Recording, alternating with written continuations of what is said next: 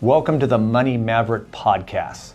Are you tired or irritated with all the voices out there when it comes to what to do with your money, how to make more money, how to protect your money, how to break through a financial ceiling, from all the experts and gurus on TV, radio, news articles, books, you name it? It could get very confusing. Well, what if you could listen to a podcast with guests that can really make a difference and give you clarity on what to do with your money, how to protect it, how to make your life better? Because making money and becoming wealthy is not just about money. It's also about life and balance and harmony and good positive energy. We encourage you to follow us on the Money Maverick podcast so we can provide more resources, bring in better and better guests, and just keep the momentum going. When it comes to money, traditional advice doesn't work very well. It's taking the back road, so to speak, and getting advice from people who have been there and can teach you how to obtain a level of financial independence and confidence and knowledge that makes sense to you as you're going through your journey and learning how to become a maverick. We encourage you to follow us again at the Money Maverick podcast. Enjoy the show. I'm so excited today to invite a fantastic person on the Maverick Show, Mr. Adam Lancaster. Adam, I'm fortunate to call him a friend, and he has just got a great story. And if you are someone who doesn't like Adam Lancaster, you've got serious problems. And you're normal. Yeah, I have a good therapist for you if you don't like Adam. So thanks for coming on the show, Adam. I'm so glad you're here. Thanks for coming. Thank you. I feel the same about you.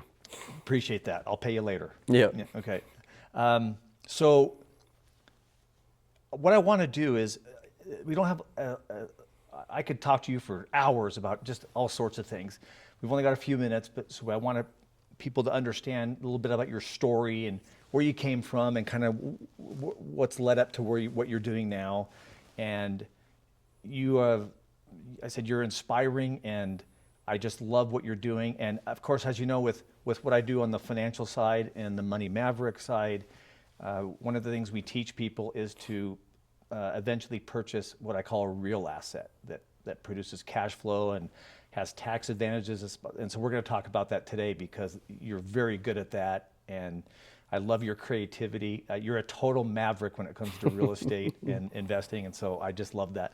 So tell us a little bit about your upbringing and just kind of your story, kind of your background, kind of where you've been to where you are now. Awesome. I love the word maverick, and I would wear that with pride. Grew up in Wyoming, and have felt like maverick is a badge of honor, even maybe to be a maverick, but very few people in my lineage who have ever had jobs. And so that's why that maverick feels nice. But nice. I grew up in construction, and a dad that owned a contracting business, and something clicked at the age of 12. Just something happened, and I just had this feeling like I'm going to go get into real estate. And I didn't even know what that meant, to be honest with you. But there was just this little thing at the age of 12, and I kind of I did stay on that path. I got a degree in construction management. I started construction-related companies, construction and real estate. I was flipping homes. I was wholesaling. I was building things. And so it was always that focus. I wanted to own something eventually, but I was willing to go through corporate kind of to pick up skills and kind of bide my time and wait for that right moment.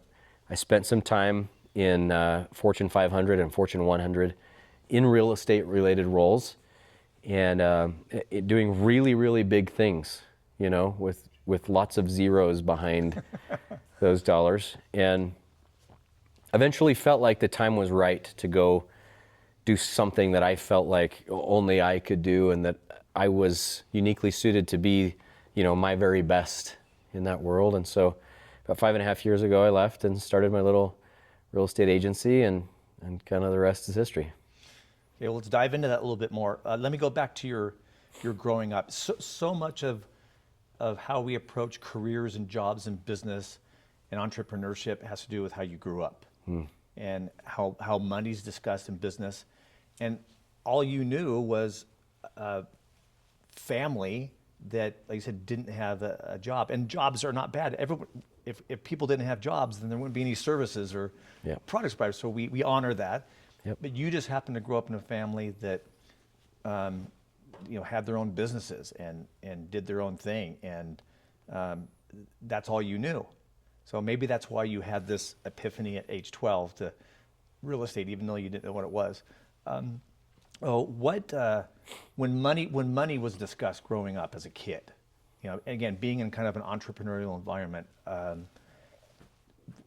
if you're looking back on it, what things were taught to you as a kid about money, like how it worked? Was it discussed much, or were just not discussed at all, or how was that?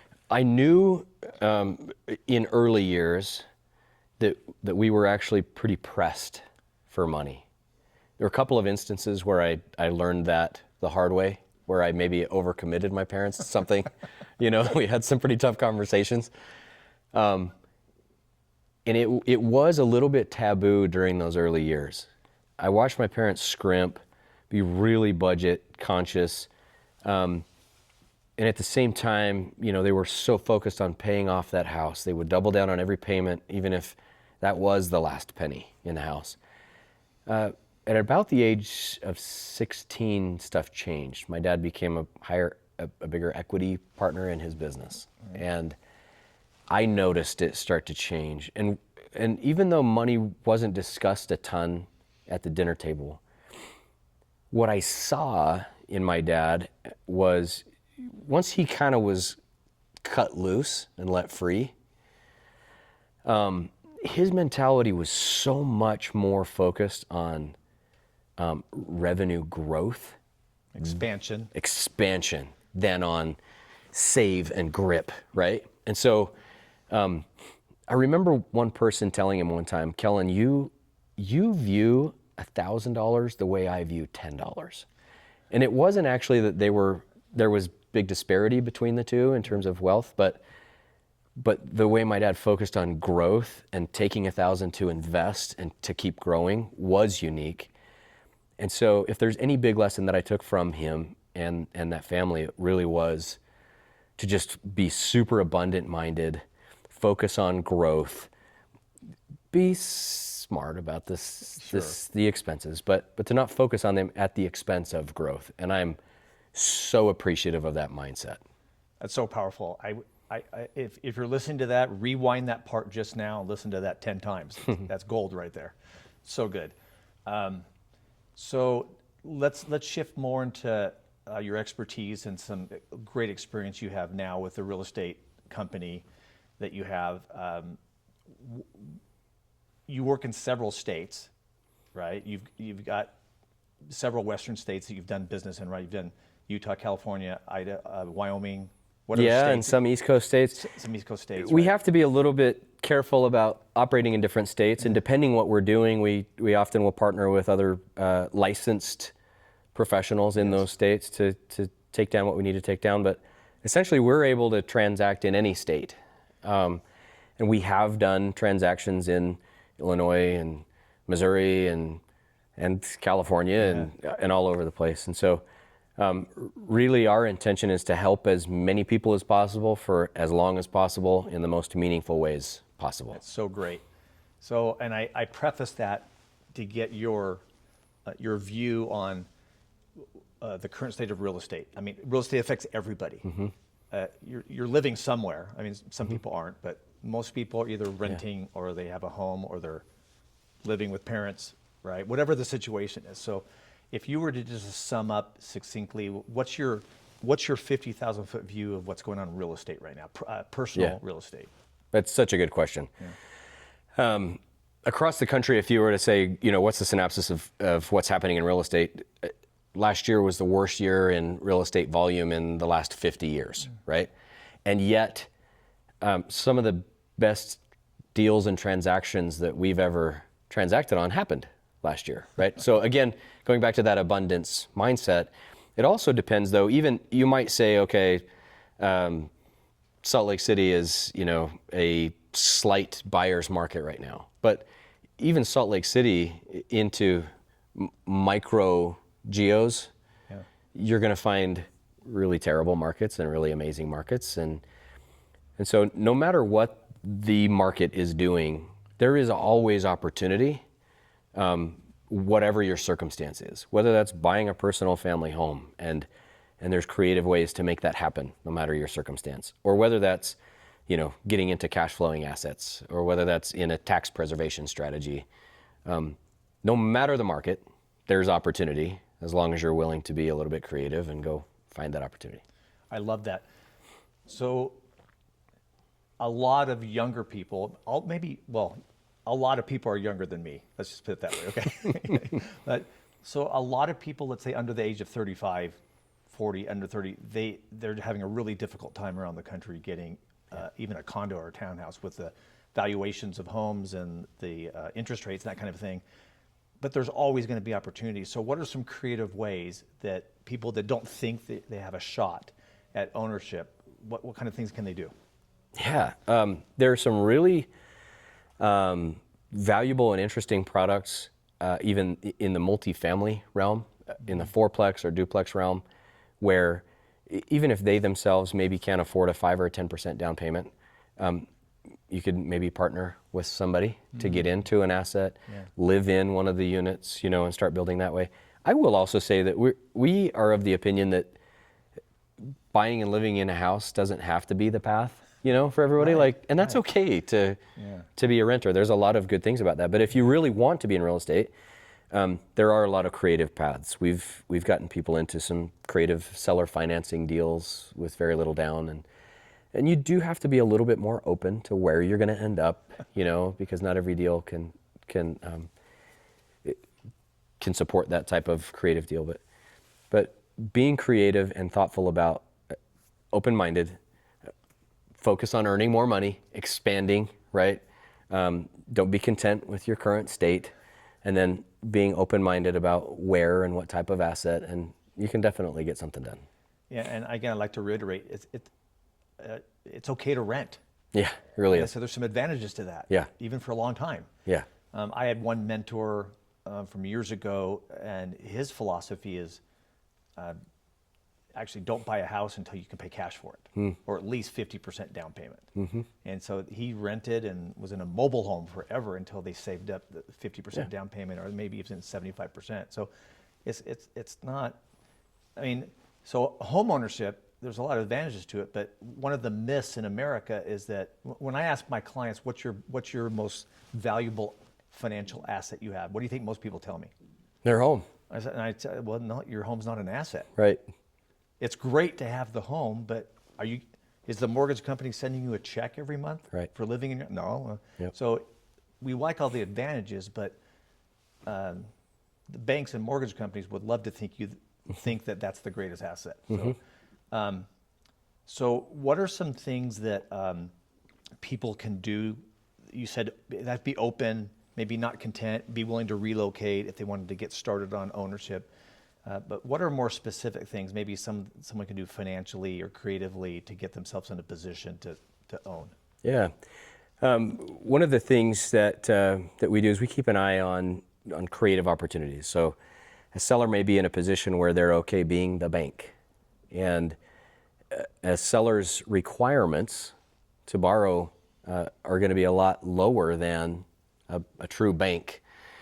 And so there are positions where you can get into a home for $0 to $20,000 down, and even have a very low interest rate, as long as you find a seller that works for as well. And like I say, those aren't just falling off trees. You have to work really hard to go find those, but they're out there, and we've placed several people into those types of assets even this year.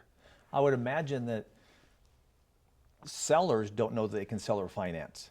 So sometimes you just need to open them up to, hey, did you know that you can finance this deal and make this happen? And I can get you a really good buyer. I imagine you have to maybe propose that to It's kind of a scary thing actually for a lot of people. Yeah. They start with kind of this denial of that's scary and it sounds risky. And then when we really sit down and work them through the math, they can see that they're actually better off financially selling that way than they would traditionally, and the buyer is also better off, and so it creates this really efficient instrument for a transfer of ownership. That's so interesting. Yeah. And a lot of people just don't know that that's even possible. Yep. Yeah. And I know that's one of the really great things that you and your team does. Back to maybe switch over to the investing side a little bit. Real estate has so many advantages on the investor side.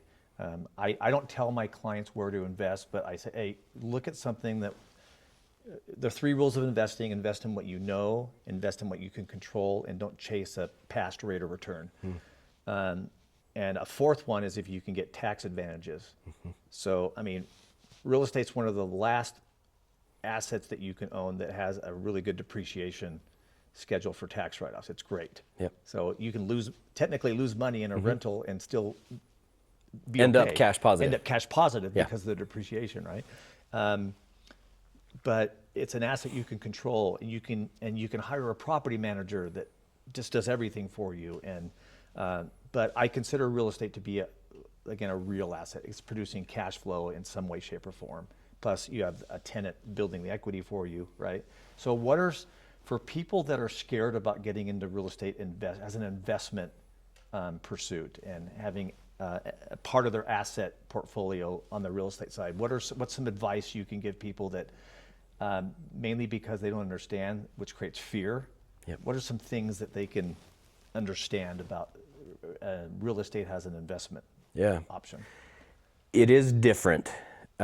It's different, and yet it's similar to investing in companies or stocks. Yeah. Stuff's just called a little bit different. You know, if you go through a P&L of a company and you go through a pro forma of a real estate deal, you're going to see a lot of similarities. The uniqueness there, once you finally do wrap your brain around what is depreciation and what does that mean really, it sounds like a taboo and scary thing, and like, what am I taking advantage of the IRS here? What's going on?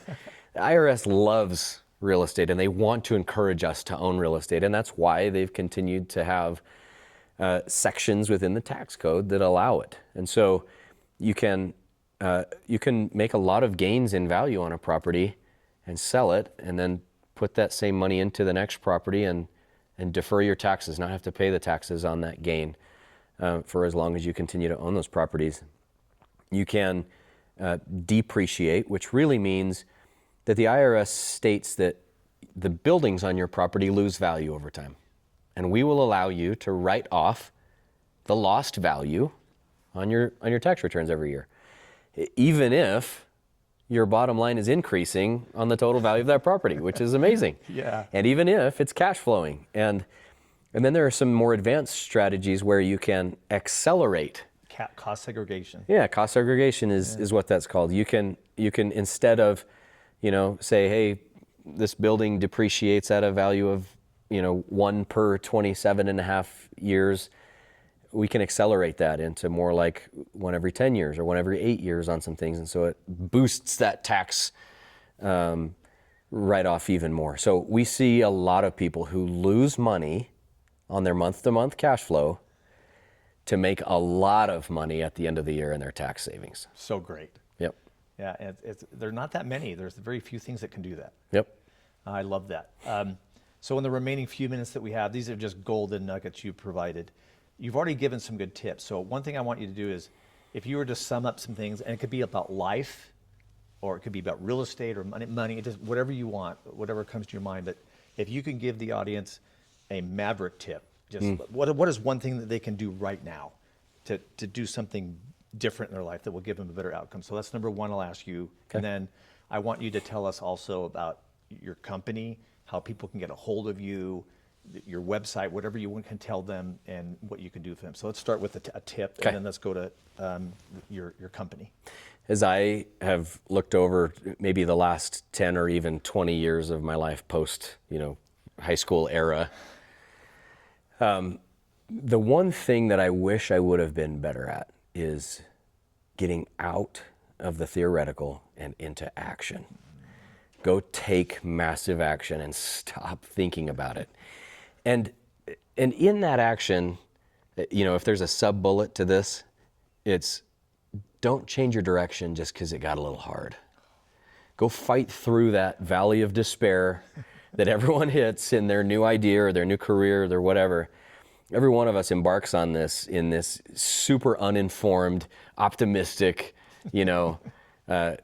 direction or trajectory. And as soon as we learn how hard it is, most of us change directions instead of becoming informed, pushing through that valley of despair and actually finding success. So that would be it. It would be to take massive action, notwithstanding imperfection, and to push through the valley of despair, because that's where you find success. I love that. And what's that famous quote? Like, most people, like the guy that stopped digging in the diamond mine or the gold mine was right there, and he quit. Yep, right? that's it. That story. Okay, fantastic. Well, how can people get a hold of you or your company for all the different things you do for people? How can you do that? Probably the easiest way is just through the socials. Instagram, _ Adam Lancaster, or just on Facebook, Adam Lancaster. And I'm really easy to find because I'm an agent. My number is out there publicly, and every insurance company and every lender on the planet, calls me every day because it's public info. So if you really needed to Google, you could do that too. Okay, fantastic. And I would encourage anybody listening to this to, on the investing side or residential, any other thing, that Adam and his team are just solid, high caliber people. So thank you for coming on the Money Maverick today. You're the epitome of what we like to talk about, and thanks for being a maverick and an awesome person. So thanks for coming on the show. Thank you. Awesome. If you want to take things to the next level, we invite you to join moneyrelearn.com. We have a couple great programs that are life-changing, different levels of where you're at. moneyrelearn.com. Go check us out there, read about some of these other programs that we have, reach out to us. Again, thank you for joining us on this podcast. We'll see you next time.